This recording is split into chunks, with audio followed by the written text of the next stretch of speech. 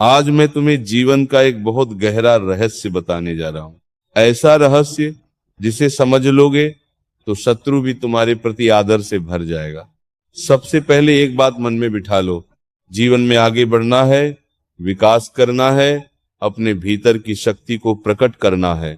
जब तक मनुष्य स्वयं आगे नहीं बढ़ता तब तक संसार उसे गंभीरता से नहीं लेता। अब सुनो ध्यान से। यदि किसी व्यक्ति ने तुम्हारे साथ कभी अन्याय किया हो, तुम्हारे बारे में गलत धारणाएं बना ली हो, तो उसके मन की एक मनोवृत्ति होती है। वो जैसा सोचता है उसे लगता है कि सामने वाला भी वैसा ही सोचेगा। वो मान लेता है कि जब तुम आगे बढ़ोगे तो तुम अहंकार दिखाओगे, घमंड करोगे, उसे नीचा दिखाओगे। लेकिन भक्तों, यहीं पर तुम्हें सबसे बड़ी विजय प्राप्त करनी है।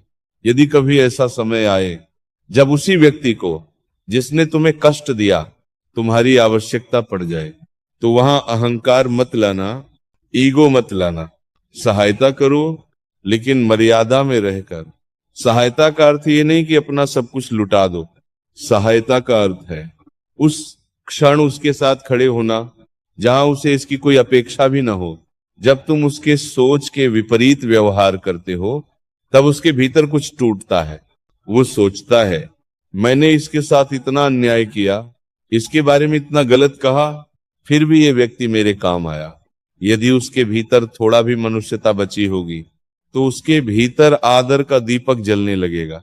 समझना भक्तों, घृणा का उत्तर घृणा से दिया जाए तो समाधान कभी नहीं होता। पर यदि एक ओर घृणा हो और दूसरी ओर करुणा, तो परिवर्तन अवश्य होता है। लेकिन एक बात और सुन लो, अत्यधिक सहायता मत करना, क्योंकि आवश्यकता से अधिक करने पर लोग आदर नहीं करते, वे मनुष्य को मूर्ख समझने लगते हैं। इसीलिए सहायता भी मर्यादा में रहकर करनी है, ताकि सामने वाले को यह अनुभूति हो कि तुम वैसे नहीं हो जैसा वो तुम्हारे बारे में सोचता था।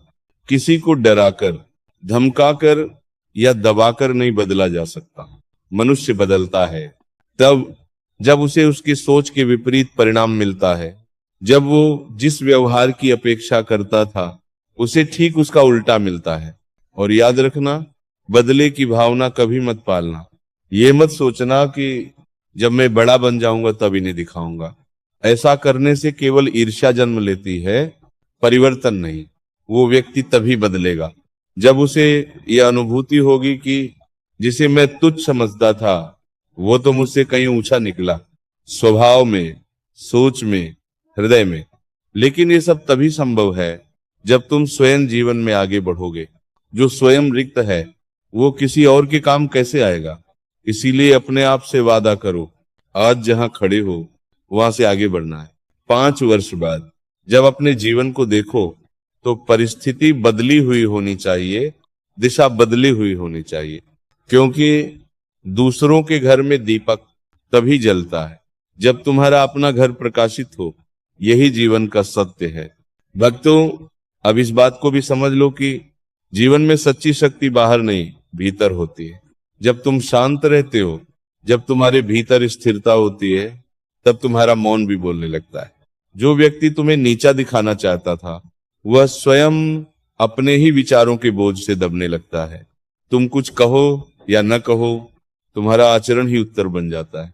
याद रखना, संसार में सबसे बड़ी हार किसी से हार जाना नहीं है, सबसे बड़ी हार है अपने स्वभाव से गिर जाना। यदि तुमने क्रोध को जीत लिया, अहंकार को जीत लिया और प्रतिशोध की आग को शांत कर लिया, तो समझो तुमने अपने शत्रु को नहीं, अपने भीतर के अंधकार को जीत लिया। और भक्तों, जब भीतर प्रकाश होता है तो बाहर अंधकार टिक नहीं पाता। जिस दिन वो व्यक्ति तुम्हें देखेगा और पाएगा कि तुम न बदले हो, न कठोर हुए हो, न कटु हुए हो, बस और अधिक शांत और अधिक परिपक्व हो गए हो, उसी दिन उसे अपनी भूल का बोध होगा। क्योंकि शब्दों से नहीं, उपदेश से नहीं, मनुष्य बदलता है तो केवल उदाहरण से। तुम स्वयं उदाहरण बनो, तुम स्वयं मार्ग बनो। और ये मार्ग कठिन अवश्य है, पर यही मार्ग तुम्हें सम्मान, शांति और आत्मबल तक ले जाता है। इसी में तुम्हारी विजय है। अब अंतिम बात भी हृदय में उतार लो।